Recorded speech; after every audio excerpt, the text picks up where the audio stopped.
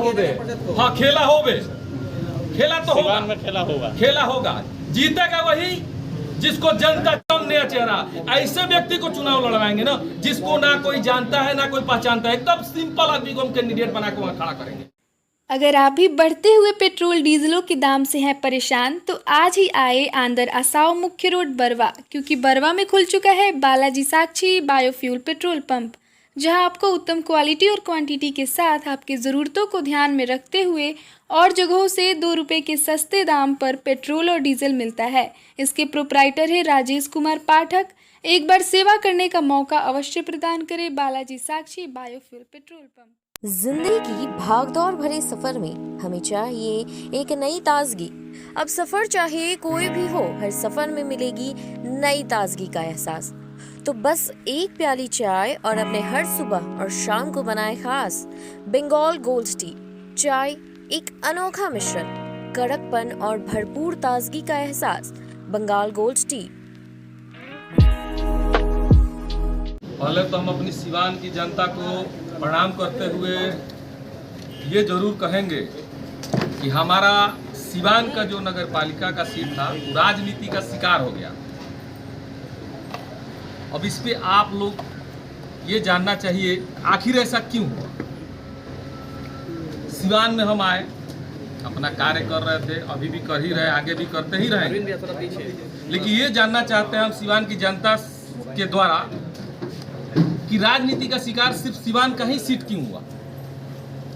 हर बेटे का एक सपना होता है, जैसे मैं भी अपनी माँ का एक बेटा हूँ। मेरी माँ रिटायर्ड, उनको किसी ज़माने में चुनाव लड़ने की इच्छा जगी, जब रिटायर हुई कि वार्ड कमिश्नर का चुनाव लड़ेंगे, तो हमारी माता जी जब चुनाव के लिए हमसे बोली तो हम बोले वार्ड कमिश्नर तो हमारे खुद पटीदार हैं, जो हैं अपने ही घर में विरोध नहीं करना चाहिए। तब तक खुदा न खास्ता चेयरमैन का चुनाव हुआ जिसमें जनता चुनने लगी। अगर हमको चेयरमैन बनना होता तो जितना हम कार्य किए हैं उतना करने की जरूरत नहीं पड़ती, हम भी सीट खरीद के चेयरमैन पहले बन चुके होते, लेकिन हमको चेयरमैन नहीं बना था। हमको जनता द्वारा अपनी माँ को चुन के नगर पालिका के सीट पे बिठा के नगर का विकास करना ही मेरा मेन उद्देश्य था। मेरी माँ को सिवान की जनता चुन लेती, क्योंकि आज भी जनता यही जानती है कि जीवन यादव चेयरमैन बन चुके हैं। हम जिस गली, जिस मोहल्ले, जिस नुक्कड़ पे भी बैठते हैं, जनता के द्वारा कही हुई बात हम तक आती है कि हम चुनाव जीत चुके हैं। जब हम चुनाव जनता के नज़र में जीत चुके हैं तो सिर्फ बिहार के सिवान पे ही आरक्षण क्यों, आरक्षित क्यों? तो एक ही बात है इसका कि सिवान का सीट राजनीति का शिकार हो। आप लोग सवाल कर सकते हैं। तो आप जीवन यादव जी जो भी कार्य किए हैं, समाज के लिए कार्य किए हैं, और पूरा सिवान आपका एक परिवार है। जैसा माता जी चुनाव लड़ने वाली थी, अब चुनाव नहीं लड़ेगी, तो क्या माना जाए कोई भाई आपका या कोई बहन चुनाव लड़ सकते हैं यहाँ से? ऐसी सवाल कर रहे हैं, मेरा भाई कैसे लड़ सकता है? सीट यहाँ रिजर्व हो चुका है। पूरा सिवान तो परिवार है आपका, सारा सिवान परिवार है। हाँ, इसीलिए हम प्रेस कॉन्फ्रेंस किए हैं कि हम अगले सप्ताह में कैंडिडेट का नाम घोषणा करेंगे। और उस घोषणा में हम उस कैंडिडेट को चुनाव लड़ाएंगे और जिताएंगे भी जनता के द्वारा। सिवान की समस्त जनता उसको वोटिंग करके चुनाव जिता के नगर पालिका की कुर्सी पे बिठाएंगी, और बिठाने के बाद हम वहाँ कार्य करेंगे सिवान का विकास। देखिए, पहले हम घूमते थे समाज का विकास करने के लिए, जो अपने स्तर से करते थे, लेकिन इतना करप्शन है, इतनी गंदगी है, इतना भ्रष्टाचार है नगर पालिका में। जितने भी कैंडिडेट अब आएंगे, क्या लगता है कि जीते हुए कैंडिडेट आएंगे? एक भी नया कैंडिडेट आएगा? क्योंकि नया कैंडिडेट को पता ही नहीं नगर पालिका में हुआ क्या है, हो क्या रहा है। लेकिन अब तो वही लोग प्रत्याशी बन के आएंगे जो पहले से हैं। सब पे FIR है नगर पालिका का। मैं सिवान में आया हूँ, नगर पालिका का ना मेरे ऊपर कोई केस है, ना ही नगर पालिका का हमारे ऊपर 1 रुपया बकाया है। हम लोग टैक्स पे करते हैं। अभी भी हमारी माँ जब चुनाव की तैयारी कर रही थी तो नगर पालिका का जो टैक्स आया है मेरा, उसको हम फुलफिल कराए कि भाई हम चुनाव लड़ने जा रहे हैं, या नहीं भी लड़ते तब भी हम नगर पालिका का पैसा देते, क्योंकि नगर पालिका एक स्वावलंबी है। उसी पैसे से नगर पालिका नगर का विकास करती है। लगता है कि षड्यंत्र किया गया है सीट को लेकर। राजनीति उसी को तो कहते हैं। आखिर क्यों इस सीट को रिजर्व किया गया? क्यों नहीं गोपालगंज हुआ? क्यों नहीं छपरा हुआ? सिर्फ सिवान पे ही नजर क्यों? बाकी और भी तो अंदर है, गुठनी है, राजनीति का शिकार हो गया है। कौन आपके साथ राजनीति करेगा? क्या लगता ये है हम कि कैसे जीवन कर यादव सकते हैं? चर्चा में आ रहे थे तो लोगों को डर हो गया था। अच्छा, एक बात बताइए, चर्चा में है तभी तो जनता हमको सीट मान चुकी है कि हम चेयरमैन बन चुके हैं। हम जहाँ भी गए हैं लोग यही कहे हैं कि जीवन यादव की माता श्री चुनाव जीत चुकी है। जीवन जी, एतराज किसको है? कौन राजनीति कर रहा है आपके साथ? ऐतराज तो उन्हीं को होगा जिनको लगता होगा कि जीवन यादव आने वाले समय में राजनीति में आएंगे, और राजनीति में आएंगे तो कुर्सी पे खतरा हो सकता है। लेकिन हम तो शुरू से बोलते आ रहे हैं कि हमको राजनीति से मतलब नहीं है, बस हम अपने शहर का, अपने गांव का, अपने एरिया का विकास करना चाहते हैं। क्योंकि हमारा सबसे ज्यादा, हमारा मोहल्ला, हम खुद पानी में आते हैं और जाते हैं, तो हम अपनी माँ को कैंडिडेट बनाए कि पूरे शहर का विकास करें। क्योंकि चारों तरफ कचरा है, खुद नगर पालिका एक भ्रष्टाचार भरा हुआ है, हर तरह से, छोटे से लेकर बड़े तक जितने सब भ्रष्टाचारी हैं। जीवन जी, एक सवाल बताइए, अब तो आप चुनाव नहीं लड़ पाएंगे क्योंकि आरक्षित हो गया सीट, लेकिन ये बताइए कि आपकी जन सेवा जो अभी तक आप करते आ रहे थे, ये जारी रहेगा या इस पे विराम लग जाएगा? अच्छा, रात को आप लोग, ये सीट तो हमको कल ही पता चल गया था रिजर्व है, लेकिन हम रात को गए थे, एक जगह पानी लगा हुआ था, गड्ढा था, समय सिवान वाले वहाँ न्यूज वाले थे, उस पर चैनल पर हम वहाँ मिट्टी भरवाने का, कंकड़ भरवाने का काम कर रहे हैं, तो हमको तो बंद कर देना चाहिए, लेकिन हम तो करवा रहे हैं। कल परसों मेरा कैंप लगेगा। हमारा कार्य जो है वो सामाजिक है, राजनीति हमारा मतलब उद्देश्य नहीं है। हमारा उद्देश्य है नगर पालिका को स्वच्छ बनाना, सिवान को स्वच्छ बनाना, भ्रष्टाचार मुक्त सिवान को बनाना। लेकिन मेरी माँ वहां नहीं बैठेगी तो इसका मतलब थोड़ी है कि हम कैंडिडेट खड़ा नहीं करेंगे।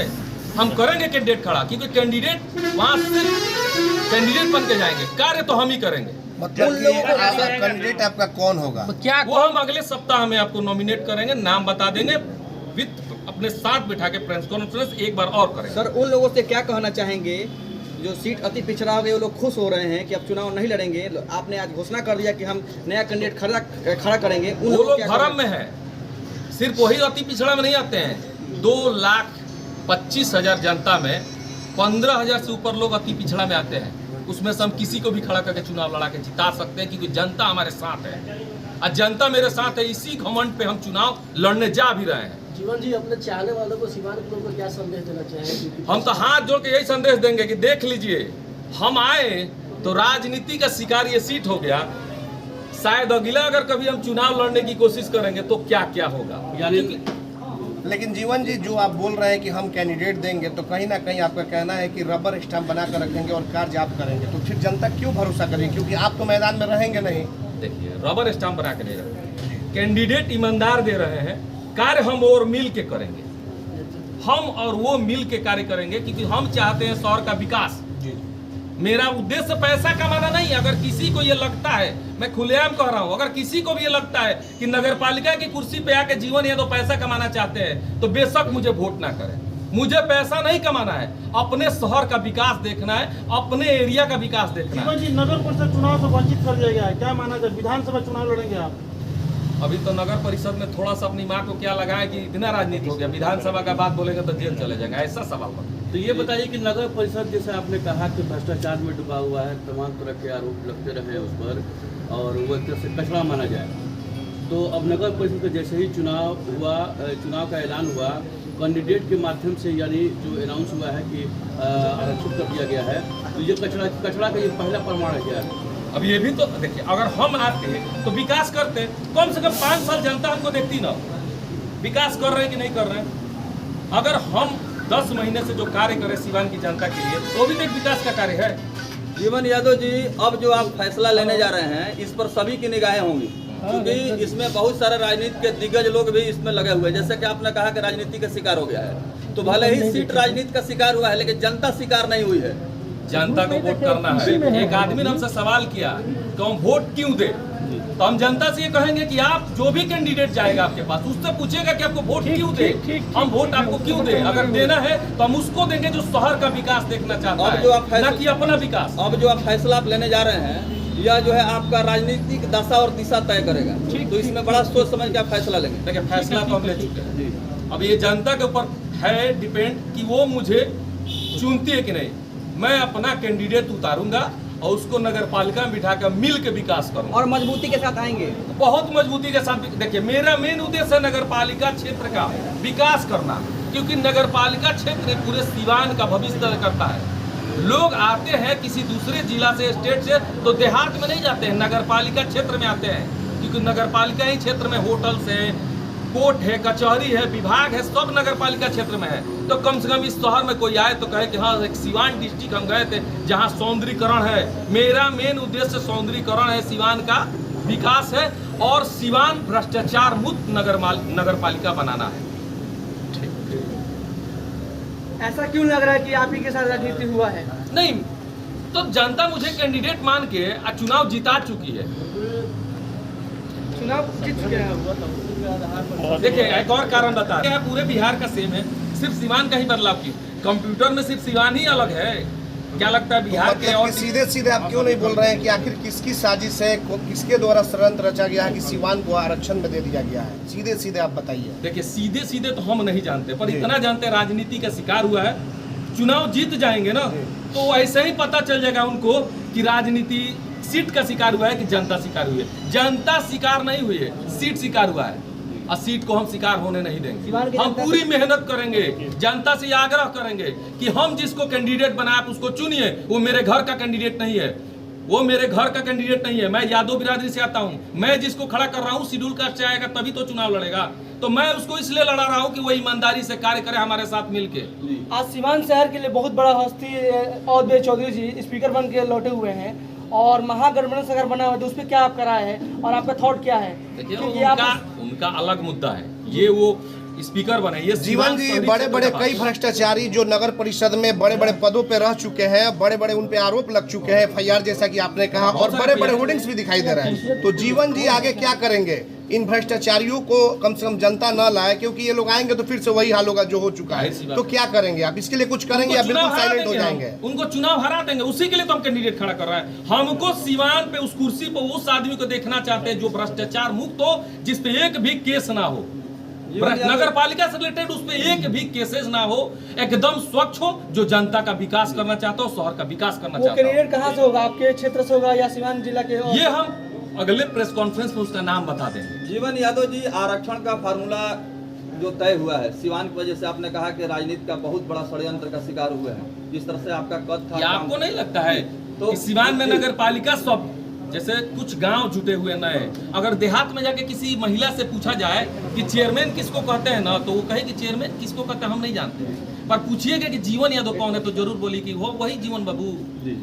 नहीं, इस तरह अब जान लीजिए कि चेयरमैन कुर्सी में और जीवन यादव में इतना अंतर है कि चेयरमैन कुर्सी को प्रचार प्रसार हमने किया है। अभी जिस तरह से आरक्षित कोटे में चला गया है, लोग काफी नाराज दिखाई दे रहे हैं। लोगों का कहना है कि जिस उम्मीदवार ने काम किया, रात दिन मेहनत किया, एक साजिश के तहत मतलब आरक्षण कोटे में डाल दिया गया, तो ऐसा लगता है कि पहलवान बदलने के लिए ऐसा किया गया है। नहीं, देखिए वो लोग की भरम है, जो लोग भी ये कार्य किए हैं करवाए हैं वो लोग भरम में है।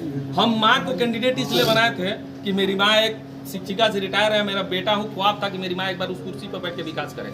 अब हम किसी जनता से उठा के किसी को भी नॉमिनेट करेंगे, उसके साथ खड़ा होकर कदम से कदम मिला के चुनाव लड़ेंगे और जीत के 5 साल उसके साथ मिलकर कार्य करेंगे। और एक सवाल आपने कहा है, किसी को पछाड़ने के लिए राजनीति करना उचित नहीं है। पछाड़ना है तो जनता की सेवा करके पछाड़िए ना, जनता की सेवा कीजिएगा। तो हम जैसे लोगों को आने की जरूरत नहीं है, हम बिजनेस करते हैं। ऐसा नहीं है कि हमको राजनीति की कुर्सी बैठ के पैसा कमाना है, पहले से भी कमाया है तभी तो ठीक ठाक काम कर रहा है। तो हमें लालच नहीं है पैसे की, हमें लालच है कि हमारा शहर विकासशील हो, हमारा शहर में जो भी गंदगियां है वो खत्म हो, लोगों का मकान का पैसा, जो लोग करकट का घर में रहते हैं, पानी चूता है, उसको 2 लाख सरकार देती है ना, वो लोगों तक पहुंचे।